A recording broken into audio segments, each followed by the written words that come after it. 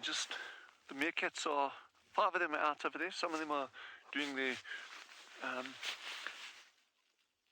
all their morning ablutions. And again, it seems to be that alpha female that's doing it a lot more than the others, which is just interesting to note. It's the one on the left over there that's kind of like stretching a leg there now. But back to this bird nest fungus. So this one doesn't do it, but you've got some here, globally, that is the coolest design. It's a little cup shape, okay? And then this fruit, like I said, this is dead. You don't have to worry, we're not disturbing anything. It's completely dead. But then these will sit inside a little cup like that. And they're actually designed, that cup shape is designed, so when a raindrop hits it, okay, it actually expels the spores from these fruiting bodies. Such a brilliant design. And those can be actually shot out to over 1 meter distant. And then they'll start growing from there. So these little guys, they're actually feeding, when I say feeding, they're getting their nutrients from decaying plant matter. So out here in the Kalahari, that's mostly likely going to be little bits of woody things, grasses. We've actually got a number of parasites on grasses that grow in this area. So this is just very special. And of course, the big question is there with these is, why did the mushroom go to the party? And I think you all know the answer to that.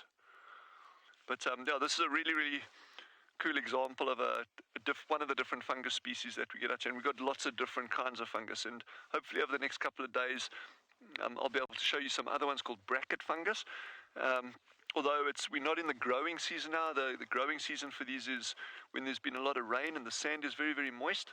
That's when these guys get their little mycelium. In other words, their root systems going, and they start filtering through the sand and looking for. But I mean, look at the underside of that. So that base is where all the mycelium will be growing from, and they'll actually be going into decaying plant matter. And they're actually part of the decaying process as well. So it's not that they need the decaying side, they actually help break down dried wood. And there's actually some birds, well, many of you will know woodpeckers and how this relates to fungus, not necessarily the species. Woodpeckers as whole nesting species.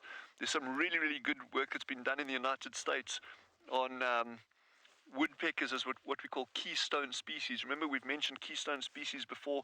These are species that have an inordinately large impact on the environment relative to their numbers.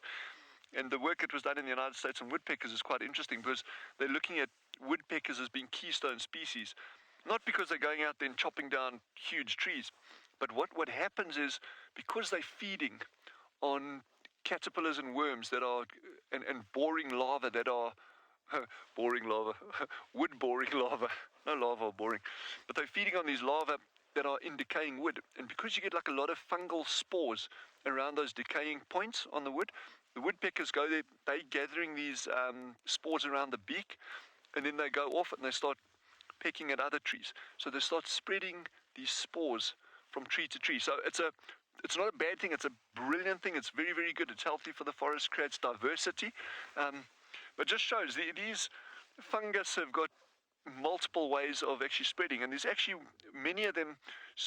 The theory is that they spread through, apart from wind dispersal, which is the very obvious one, but a lot of them actually end up on grass stems and leaf surfaces of plants, and then herbivores come along and they'll feed on them, and that actually passes through the digestive tract and then ends up coming out in this nice big pile of fertilizer, which is brilliant germination conditions for these little things. So anyway, that's a bird nest fungus with our little patch of Zen art around it.